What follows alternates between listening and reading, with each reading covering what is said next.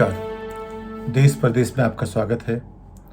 आज एक बहुत महत्वपूर्ण दिवस है, इसलिए कि 5 राज्यों ने तमाम उम्मीदों को और तमाम जो ओपिनियन पोल्स थी, जो मानते थे लोग कि बदलाव आने वाला है, उन सब को दरकिनार करके एक बड़ा फैसला दिया कि स्थिति जो आज की तारीख में है वो जैसे चल रही वैसे रहेगी, और जहां बदलाव हो सकता था वहां ऐसा बदलाव किया है जिसकी लोगों को आशा बहुत कम थी। 5 राज्यों में, जैसा आप जानते हैं, सबसे बड़ा बदलाव आया है पंजाब में। वहाँ जो पारंपरिक जो राजनीति है उसको एक नई दिशा दी गई है, वो किनारे रखने की। आपने देखा कि शिरोमणि अकाली दल के लोग जब से वहाँ पे ये शिकायतें आई कि तमाम तरह से दवाइयों का सेवन करने की जो बात हुई और जो ड्रग माफिया को जो सपोर्ट करने की बात हुई, उसके बाद से 5 साल वहाँ के कैप्टन अमरिंदर सिंह, उन्होंने अच्छा सा शासन चलाया, काफ़ी बदलाव भी उसमें आया। लेकिन अंत में कांग्रेस की जो अपनी अंदरूनी मुश्किलें थी वो कांग्रेस को ले डूबी। वो बीजेपी में आए, फिर भी हार गए। जितने भी लोग कांग्रेस के थे, नेता थे, वो सब हार गए। फिर भी कांग्रेस वहाँ दूसरी बड़ी पार्टी बनी है, क्योंकि बाकी लोगों की जो भी उनकी प्रतिष्ठा थी या उनसे जो आशाएं थी वो अपने आप में काफ़ी धूमिल हो चुकी हैं। तो अब आप ने एक नया झंडा अपना गाड़ा है एक नए राज्य में, और अब वो 1 से 2 राज्य तक पहुंचा है। ये बहुत बड़ी बात है कि राजनीति में बदलाव करने के बाद से शुरू करके अरविंद केजरीवाल ने एक दिशा दिखाई है। उसमें कितने भी सवाल खड़े हुए हैं, वो बहुत सारे सवाल हैं, और कोई भी नेतृत्व, कोई भी राजनीतिक दल बिल्कुल परफेक्ट नहीं हो सकता। हम सब की आकांक्षाएं जो हैं वो उनसे पूरी नहीं होंगी, कुछ की होंगी, लेकिन उन्होंने जिस तरह से इस बार एक बहुत बड़ा बहुमत लिया है पंजाब में, वो अपने आप में दिल्ली के मुकाबले कोई कम नहीं है। उसके अलावा जहां उत्तर प्रदेश में, पश्चिमी उत्तर प्रदेश में जो बात हुई थी कि यहाँ काफ़ी आक्रोश है लोगों में, कुछ किसान आंदोलन को लेकर के, कुछ लखीमपुर खीरी की बातें हुई थी, कुछ हाथरस की बातें हुई थी, सब कुछ दरकिनार करके उत्तर प्रदेश की जनता ने फिर योगी आदित्यनाथ को दोबारा नेतृत्व करने का मौका दिया है। ये अपना बहुत बड़ी बात है। गोवा में भी वैसा ही हुआ, मणिपुर में स्थिति कुछ ऐसी है, और सब मिलाकर के 5 राज्यों में 4 में यथास्थिति है, और जहां कांग्रेस थी उसको हटा के उसकी जगह आप आ गई है। इससे एक नई दिशा आपको दिख रही है राजनीति में, ये है कि आखिर ऐसा कैसे हुआ। कांग्रेस की स्थिति अपने आप बहुत डामाडोल है, क्योंकि इस पर जो मोटी सी चीज़ होती है किसी भी राजनीतिक दल में सफलता के लिए, वही वहाँ नहीं है। पहली बात तो यह है कि वहाँ नेतृत्व नहीं है। अच्छे दिल के लोग हैं लेकिन नेतृत्व नहीं है। वहाँ संगठन भी नहीं है और एक दिशा भी नहीं है। बिना नेतृत्व, बिना दिशा और बिना संगठन के कोई राजनीतिक पार्टी अपनी जगह कभी बना नहीं सकती। उसके अलावा उसमें अच्छी बातें हैं। राहुल गांधी कभी कभार अच्छा बोलते भी हैं, उनका दिल बहुत अच्छा लगता है लोगों को, साफ सुथरा है, लेकिन वो एक क्रिटिक बन गए हैं, आलोचक बन गए, विपक्ष का हिस्सा बन गए हैं।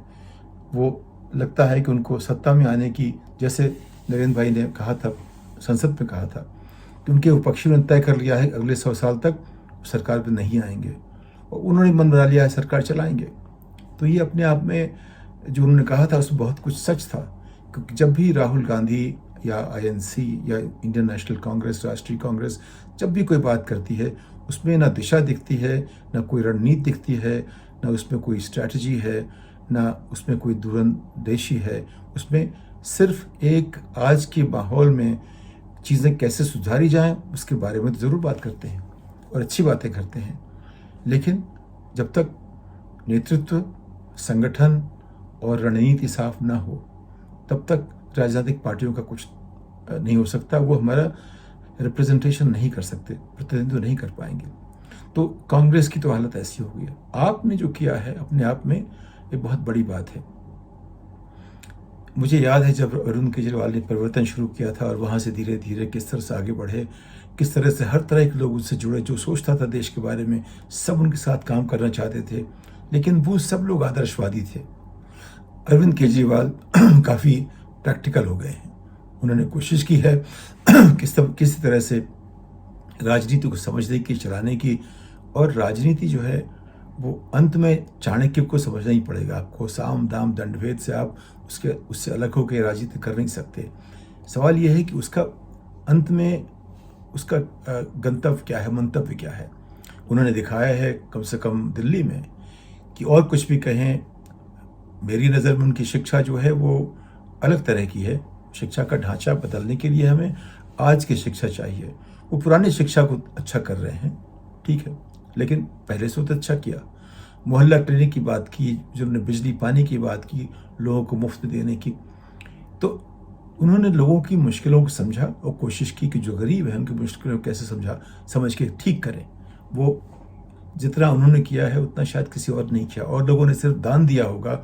उन्होंने उसको एक कायदे से संभाल के काम करने की कोशिश की, जहां उन्होंने ये भी दावा किया कि इतना कुछ मुफ्त में देने के बाद भी उन संस्थाओं को वो फायदे में चला रहे थे। ये बहुत बड़ी बात है।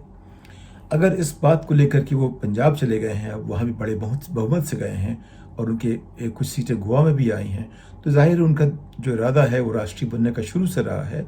अब धीरे धीरे उनकी संस्था में वो एक जिसे कहते हैं एक तरह से ताकत बन रही है कि वो देश में फैलना शुरू करेंगे। अभी शुरुआत बहुत छोटी है। हमारा देश बहुत बड़ा है, 36 राज्य हैं, वो 2 से तीसरे तक पहुँचे हैं, और अब धीरे धीरे जो भी समय लगेगा। लेकिन आप ये भी देखिए कि करीब 30 से 1 साल लगे भाजपा को अपना उसकी स्थापना के बाद एक सरकार बनाने में, और पहले मिली-जुली सरकार जिससे उन्होंने बनाई 13 दिन की, फिर 13 महीने की, फिर 5 साल की। तो ये जो रास्ता उन्होंने चुना है, जो रास्ता शुरू किया है केजरीवाल ने, उसमें उम्मीदें बहुत झलक रही हैं। अब उनकी राजनीति कितनी अलग है कितनी नहीं, वो तो वोटर कहेंगे, बताएंगे, और हम भी देखेंगे कैसा समय बताता है। लेकिन ये बात तो साफ है कि उन्होंने उसी राजनीति से कुछ अच्छे काम किए हैं जो और लोग नहीं कर सके थे।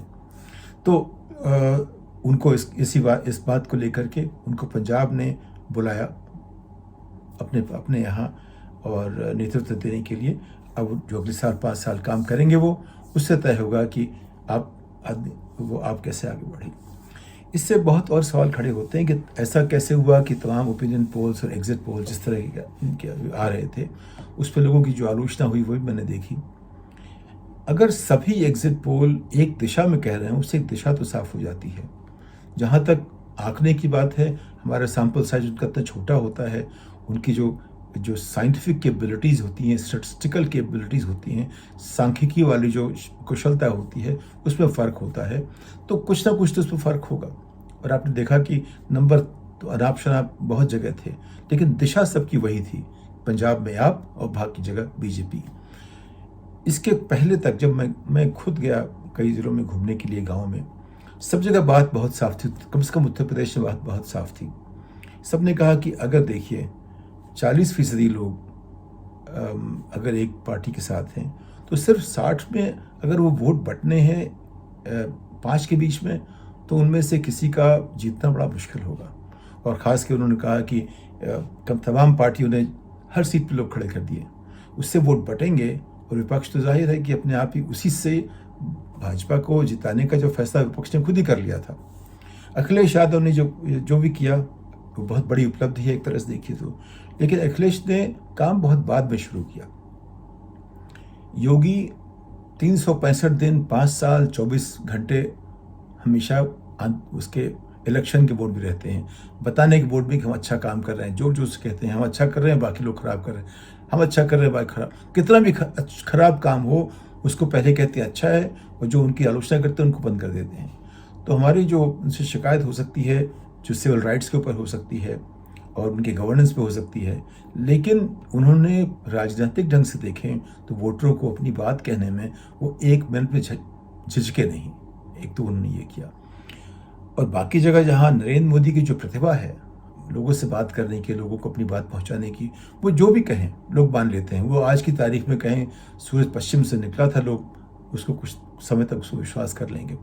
उसकी वजह है कि उनमें जो एक वाक्पटुता है और वो जिस तरह से वोटरों से बात करते हैं वो बहुत ज़रूरी है। हमारे तमाम जो दर्शक हैं, जो हमारी बात सुनते हैं, जो हमारे दोस्त हैं, जो विश्लेषक हैं, वो लोकल और काफ़ी पैनी बातें करते हैं। लेकिन जब गणित ठीक नहीं है तो सारा पैनापन वो उनकी जो है कुशलता दिखाता है, उनकी वैधता दिखाता है। लेकिन हम कैसे चीज़ों को व्यावहारिक ढंग से समझें, ये बात कहीं छूट जाती है उसमें। अगर हमारी गणित ठीक नहीं है, उसमें कितना ही पैनापन हम लाएंगे, गणित जो है वही रहेगी।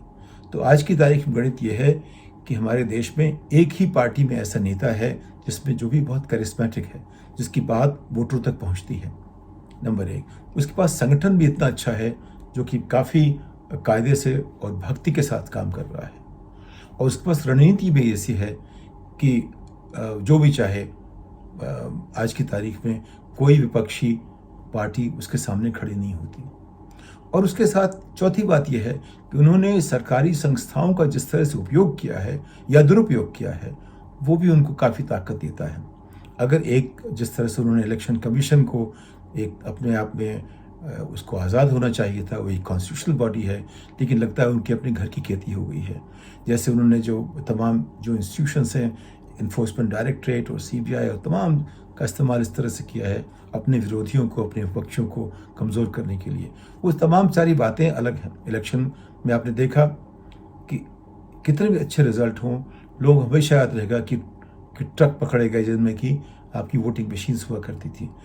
इलेक्शन कमीशन ने 3 लोग सस्पेंड किया।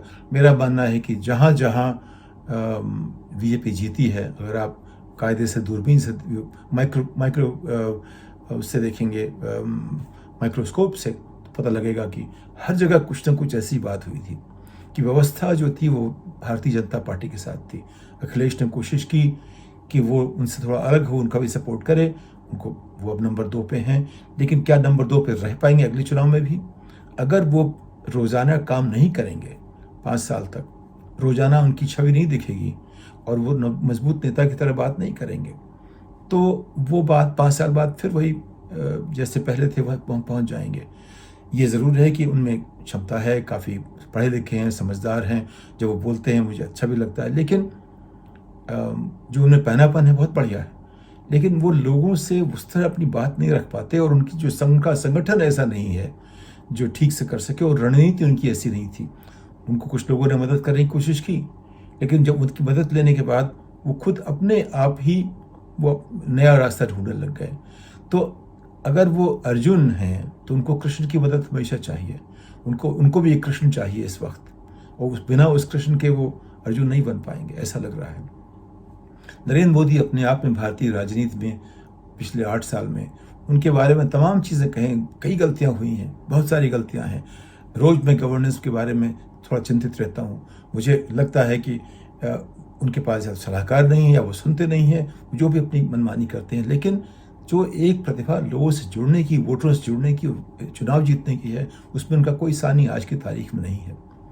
तो जब तक जो ममता जी ने किया बंगाल में, इस तरह हर जगह लोकल जो लीडर्स अगर इस तरह के बने, स्टालिन तमिलनाडु में हैं, और जहाँ जहाँ ऐसे लीडर्स होंगे वहाँ लोकल गवर्नेंस जो होगी वो तो शायद दूसरी पार्टी के पास जाएगी। लेकिन राष्ट्रीय स्तर पे कोई नेता इस तरह अब उभर नहीं रहा है। उसके बिना जो राष्ट्रीय जो यूनियन ऑफ इंडिया की सरकार है या केंद्रीय सरकार कहिए आप, वो अभी कुछ दिनों तक नरेंद्र मोदी के साथ ही चलने वाली है। इसके साथ हम उम्मीद करते हैं कि नरेंद्र मोदी, उनको इतना लोगों ने प्रेम दिया है, इतना वोट दिया है, अब वो कुछ तमाम उनके जो विपक्षी लोग कहते हैं, जो तमाम लोग कहते हैं कि जो गवर्नेंस की बात करते हैं, विकास की बात उस पर जो करते हैं, तरीकों की बात करते हैं, शायद उस पर ध्यान देने की कोशिश करें। ये मान लें कि उनको चुनाव में हराने वाला कोई पैदा नहीं हुआ है अभी 2-3 साल, 4 साल, 5 साल। अब वो अच्छा काम करें और उसमें ऐसा करें, जोड़ने की बात करें। जितनी चीज़ों को लेकर उनकी काफ़ी अच्छी शरीरता दुनिया भर में हुई है, उससे सीख के कुछ नया रास्ता निकालें, जिससे कि देश का भी नाम हो, उनका भी ज़्यादा नाम हो। लेकिन आज की तारीख में ये उन्होंने साबित कर दिया है कि उनका कोई सानी नहीं है। इस बात के साथ अगली पायदान तक आपसे विदा लेता हूँ। नमस्कार।